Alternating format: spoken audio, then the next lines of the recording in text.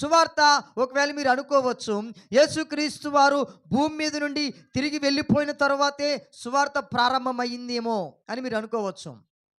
యేసుక్రీస్తు వారు భూమి మీదకి రాకముందే సువార్త ప్రారంభమైంది. దేవునికి మహిమ కలుగును గాక. హల్లెలూయా. ప్రియరా, యేసుక్రీస్తు వారు ఏంటి, ఆయన వచ్చిన తరువాత ఆయన చెప్పినటువంటి సువార్త వేరు. దేవుడు ప్రారంభం నుండి ఏంటి ప్రజలకు వినిపిస్తున్నటువంటి సువార్త వేరు. ఒక విధంగా సువార్త అనగా ఒక హెచ్చరిక. హల్లెలూయా. చెప్పండి. సువార్త అనగా మంచి వార్త అని మనకు తెలుసు. ఏమండి, హెచ్చరిక మంచిదే కదా చెప్పండి. హెచ్చరిక మంచిదే. శుభవార్త ఏంటి? శుభవార్త ప్రియరా. అండ్ ఆ శుభవార్తలో ఒక హెచ్చరిక దాగి ఉంది. ప్రియరా, ఒక చిన్న ఎగ్జాంపుల్ మీకు చెబుతాను.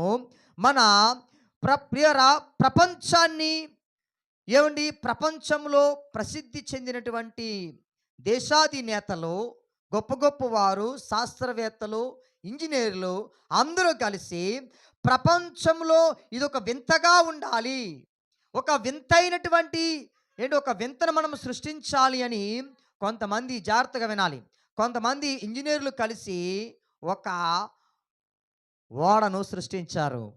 చెప్పండి, ఏం సృష్టించారు? ఒక ఓడను సృష్టించారు. ఆ ఓడ పేరు టైటానిక్. టైటానిక్ను వారు సృష్టించారు. టైటానిక్ అనగా ఏంటి? బ్రహ్మాండమైనది. హల్లెలూయా. టైటానిక్ను వారు సృష్టించారు అంటే ఇది బ్రహ్మాండమైనది, ఇది సృష్టిలో ఒక వింతైనది అని ఒక టైటానిక్ను వారు సృష్టించారు. ఏంటి, ఆ టైటానిక్ను ఓడను సృష్టించడానికి ఏంటి కొన్ని వందల మంది ఇంజనీర్లు పనిచేశారు. ప్రియరా, ఆ టైటానిక్ ఓడ ఇంచుమించుగా 50,000 టన్నులు బరువు ఉన్నటువంటి ఓడ. ఆ ఓడ 50,000 టన్నులు కలిగినటువంటి ఓడ ఏంటి? టైటానిక్ ఓడ. ఆ టైటానిక్ ఓడ తయారు చేయడానికి ఇంచుమించుగా 2,000 కోట్ల రూపాయలు ఖర్చు అయ్యింది.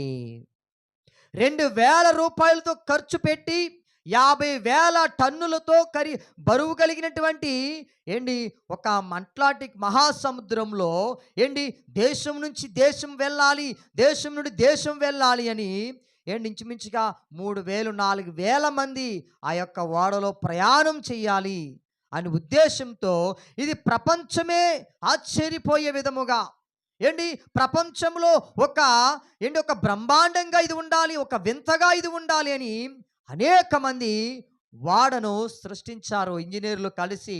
ప్రియరా, ఏంటి వారు వాడు సృష్టించేశారు, తయారైపోయింది, అంతా సిద్ధమైపోయింది. ఏంటి గొప్పవారు, మేధావులు, ధనవంతులు, అధికారులు, గొప్ప గొప్ప వారందరూ కూడా ఆ టైటానిక్ వాడలో ప్రయాణం చేయడానికి 1 సంవత్సరం ముందే రిజర్వేషన్ చేసుకున్నారట. ఏంటి, ఇప్పుడు మనము హైదరాబాద్ వెళ్ళాలనుకోండి, ఇప్పుడున్నటువంటి ప్రజెంట్ సిచ్యువేషన్ బట్టి 1 నెల రోజుల ముందు మనము టికెట్ బుక్ చేసుకోవాలి. లేకపోతే మనకు టికెట్ దొరకదు రిజర్వేషన్లో. ఒకవేళ ఏదైనా వేరే రాష్ట్రం వెళ్ళాలి అంటే ప్రియరా, ఇంచుమించుగా 1 నెల 2 నెలల ముందు మనము టికెట్ బుక్ చేసుకోవాలి. ఒక ఢిల్లీ, ముంబై వెళ్ళాలంటే 3 నెలల ముందే మనము టికెట్ను బుక్ చేసుకోవాలి. నిన్న సాయంకాలం సమయంలో నేను రైల్వే స్టేషన్కి వెళ్ళాను. గౌతమి ఎక్స్ప్రెస్ మన కాకినాడ పోర్ట్ నుండి సికింద్రాబాద్ వెళ్తుంది. లోపల జనాలకు ప్లేసు లేక ఆ యొక్క మన రైల్వే స్టేషన్ బయట పెద్ద ప్లేస్ ఉంటుంది కదండి, అక్కడ లైన్లో పెట్టారండి జనాల్ని. నిజంగా అసలు బోగీలు ఎన్ని ఉంటాయి? 4 ఉంటాయి. మొత్తం 4 కాదు కదా, మొత్తం ఆ రిజర్వేషన్ బోగీలన్నీ ఇచ్చేసినా కూడా సరిపోదు. మరి నైట్ ఎలా ప్రయాణం చేశారో నాకు తెలియదు కానీ లోపల ట్రైన్ దగ్గర నుండి బయట మనం రోడ్డు ఉంటుంది చూసారా, ఆటోలు వెళ్తుంటాయి కదండి, రోడ్డు పార్కింగ్ ప్లేస్ కాదు, పార్కింగ్ ప్లేస్ దాటి కూడా అంత పెద్ద లైను రాత్రి అక్కడ నేను చూడడం జరిగింది. ప్రియరా, ఈ టైటానిక్ ఓడలో ప్రయాణం చేయడానికి అందరూ ప్రయాణం చేయలేరు, ఎందుకంటే చాలా ఖరీదు టికెట్. అందులో ఎవరు పడితే వారు ప్రయాణం చేయలేరు, చాలా కాస్ట్ పెట్టి మనం టికెట్ కొనాలి. గొప్ప గొప్పవారు, ధనికులు, మేధావులు, ఎంతో ధనవంతులు ఆ యొక్క టికెట్ను తీసుకొని వారు ప్రయాణం చేస్తూ ఉన్నారు. జాగ్రత్తగా వినాలి. 3 రోజులు ప్రయాణం కొనసాగుతూ ఉంది ప్రియరా. ఏమండి, ఈ టైటానిక్ ఓడ నడిపించినటువంటి వ్యక్తి ఎవరో తెలుసా? ఏమండి, 42 సంవత్సరాల అనుభవం కలిగినటువంటి ఇంజినీర్ అట. ఎన్ని సంవత్సరాలు? 42 సంవత్సరాలు అనుభవం కలిగినటువంటి పిల్లలు మాట్లాడకూడదు, జాగ్రత్తగా వినాలి. 42 సంవత్సరాల అనుభవం కలిగినటువంటి ఇంజినీర్ అనేటువంటి ఒక స్మిత్, ఆయన పేరు స్మిత్. ఆయన ఈ టైటానిక్ ఓడకు కెప్టెన్‌గా ఉన్నాడు. ఆయన చాలా గొప్ప జ్ఞానవంతుడు, చాలా మేధావి, చాలా అనుభవం కలిగిన వ్యక్తి. సముద్రంలో ఎక్కడ ఏముందో కూడా ఆయనకి తెలుసు. హల్లెలూయా! హల్లెలూయా! ప్రియరా, అంత గొప్ప అనుభవం కలిగినటువంటి, ఎక్స్‌పీరియన్స్ కలిగినటువంటి స్మిత్ అయినటువంటి కెప్టెన్ గారికి ఆ యొక్క టైటానిక్ ఓడను నడిపించడానికి ఇచ్చారు. ఆయన ఒక్కడే నడిపించాడు గానీ, ఆయనకు సహకారులు ఇంచుమించు ఒక 50 మందో లేదా ఒక 30 మందో ఉంటారు. ఎందుకంటే సూచనలు చెప్పడానికి ఏమండి వారుకుంటారు. అయితే ఈ ప్రయాణము, ఈ ఓడ ప్రయాణిస్తూ ఉంది, ప్రయాణిస్తూ ఉంది, ప్రయాణిస్తూ ఉంది. ప్రియారా, ఈ టెక్నాలజీని ఆధారం చేసుకొని శాటిలైట్స్ ద్వారా వారు ఏం చేశారో తెలుసా? ఓడ ప్రయాణిస్తున్నటువంటి మార్గంలో ఏమండి ప్రియారా, మంచు కొండలున్నాయి సముద్ర భాగంలో. మంచు కొండలున్నాయి అని వెంటనే ఈ స్మిత్ అయినటువంటి కెప్టెన్ గారికి సమాచారం అందింది. సమాచారం అందిన తర్వాత 1 కాదు, 2 కాదు, అనేక సార్లు సమాచారం అందుతుంది. సార్ కెప్టెన్ గారు, మీరు ప్రయాణిస్తున్నటువంటి ప్రయాణంలో మార్గంలో ఇదిగో కింద మంచు కొండలు ఉన్నాయి, ఐసు గడ్డ కట్టినటువంటి కొండలు ఉన్నాయని. అమ్మ జాగ్రత్తగా వింటున్నారు అందరూ కూడా? వాక్యం అయిపోయిన తర్వాత అడుగుతాను, అందరూ దేవునికి స్తోత్రం చెప్పండి. 2 చేతులు పైకి చాపి దేవునికి స్తోత్రం చెప్పండి. హల్లెలూయా! గట్టిగా స్తోత్రం చెప్పండి. ఇంకా గట్టిగా చెప్పండి. ఈ ఈ వ్యక్తికి సమాచారం వస్తుంది. సార్, ఇదిగో మీరు ప్రయాణిస్తున్నటువంటి మార్గంలో కింద ఆ భూగర్భంలో, సముద్ర భాగంలో, జలగర్భంలో మంచు కొండలు ఉన్నాయి సార్, మీరు జాగ్రత్తగా వెళ్ళాలి అని చెప్పినప్పుడు ఆ కెప్టెన్ గారు ఏం చేశారు తెలుసా? నేను 42 సంవత్సరాల అనుభవం కలిగినటువంటి ఇంజినీర్‌ని. ఈ ఓడ మామూలు ఓడ అనుకుంటున్నావా? ఐస్ కొండ కాదు కదా! ఐరన్ కొండొచ్చినా కూడా గుద్దుకొని వెళ్ళిపోగలదు. ఈ ఓడ ఏండి 50,000 టన్నులతో కట్టబడింది. 2,000 కోట్ల రూపాయలతో కట్టబడింది. ఇది ఆషామాషి ఓడ కాదు ఈ నౌక. ఇది టైటానిక్ అంటే బ్రహ్మాండమైనటువంటి ఓడ. మీరు మాకు చెప్తున్నారేంటి? సముద్రంలో కొండలున్నాయి, మంచు కొండలున్నాయని. కొండలను కూడా పెగిలించుకోగలదు, కొండలను కూడా గుద్దుకొని వెళ్ళిపోగలదు ఈ ఓడ అని ఏండి ఆ కెప్టెన్ గారు ఆ ఇచ్చినటువంటి సమాచారాన్ని ఆయన ఏం చేశారు తెలుసా? ఏండి విసర్జించాడు. అంటే పట్టించుకోలేదు. ఆయనకి ఏమొచ్చింది? ఆ సమాచారంతో పాటు ఒక హెచ్చరిక వచ్చింది. సార్ జాగ్రత్త. హల్లెలూయా! ఇప్పుడు చూడండి, రోడ్డు మీద ఎక్కడ పడితే అక్కడ ట్రాఫిక్ పోలీసులు ఉన్నారు. ఏం చేస్తున్నారు వాళ్ళు? సార్ జాగ్రత్త అండి, హెల్మెట్ పెట్టుకోండి, హెల్మెట్ పెట్టుకొని ప్రయాణం చేయండి అని ట్రాఫిక్ పోలీసులు చెప్తూనే ఉన్నారు. ఏండి, కాలు పోయిన బ్రతకచ్చు, చెయ్యి పోయిన బ్రతకచ్చు, తల లేకపోతే బ్రతకలేరు కదండి. హెల్మెట్ పెట్టుకోండి, మీ కుటుంబాన్ని ఎందుకు మీరు అనాథ చేస్తారు, రోడ్ల పాలు చేస్తారని వారు ట్రాఫిక్ పోలీసులు ఎన్నో ఆంక్షలు పెడుతూ ఉన్నారు. మన కాకినాడ అంతా కూడా సిగ్నల్ లైట్స్ పెట్టారు, ఎవడో పట్టించుకోడు. ఎన్ని యాక్షన్లు చూస్తున్నాం ప్రియారా. వారు ఎన్నో హెచ్చరికలు ఇస్తున్నారు, సమాచారంతో పాటు వారు హెచ్చరికలు ఇస్తూ ఉన్నారు ప్రియారా. ఈరోజు మనము ఎన్నో యాక్సిడెంట్లు చూస్తున్నాం, ఎన్నో ప్రమాదాలు మనం చూస్తూ ఉన్నాం. ఏమండి, ఈ హెచ్చరికను, ఈ సమాచారాన్ని ఆయన పట్టించుకోలేదు ప్రియారా. ప్రియారా, అనుకున్నట్టుగానే ఆ వారు ప్రయాణిస్తున్నటువంటి మార్గం వైపు మంచు కొండ ఉంది. ఆ మంచు కొండను ఆ టైటానిక్ ఓడ గుద్దింది. గుద్దగానే ప్రియారా, ఆ టైటానిక్ ఒక చోట కింద అడుగు భాగంలో ఒక పెద్ద రంధ్రం పడిపోయిందట. ఎప్పుడైతే ప్రియరా ఈ రంధ్రం పడిపోయిందో, అడుగు భాగంలో రంధ్రం పడిపోయింది కదా. ఈ ఓడ వెళ్తున్నటువంటి వేగానికి ఆ రంధ్రంలోనికి నీళ్లు వేగంగా లోపలికి ప్రవేశించడం ద్వారా ఇంచుమించుగా ప్రియరా 2 గంటల సమయంలో, అంటే అది ఆ యొక్క ప్రమాదం జరిగిన 2 గంటల సమయానికి ఓడలోనికి మొత్తం నీళ్ళొచ్చేసాయి. ఎన్ని వేల టన్నులు? 50,000 టన్నులు. ఈ బరువు, ఆ వాటర్ బరువు, 2 బరువు ఏకమైపోయి అక్కడికక్కడే ఆ ఓడ మునిగిపోయింది ప్రియులారా. ఆ ఓడలో సామాన్యులు లేరు. గొప్ప గొప్ప వారున్నారు, మేధావులున్నారు, ధనవంతులున్నారు. ఇంచుమించుగా 2,200 మంది ప్రయాణం చేస్తూ ఉన్నారట. ఆ ఓడలో ఏండి ఆ రాత్రి రాత్రి ఏండి ఆ మంచు కొండలోనికి ఆ కొండ ఆ యొక్క వాటర్‌లోకి ఆ షిప్ దిగిపోవడం వల్ల అందరూ చనిపోయారు. కేవలం 700 మంది మాత్రమే బ్రతికారట.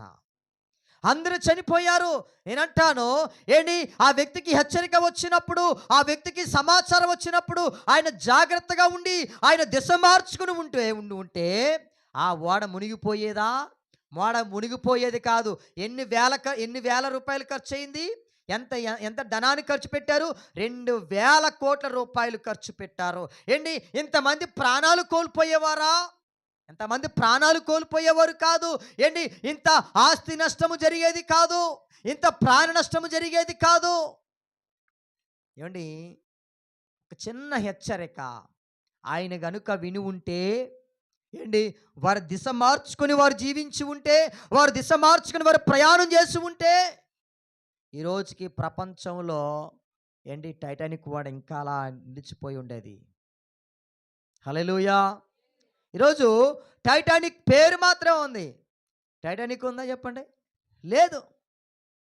మనకి టైటానిక్ అనగానే సినిమా గుర్తుకొస్తది.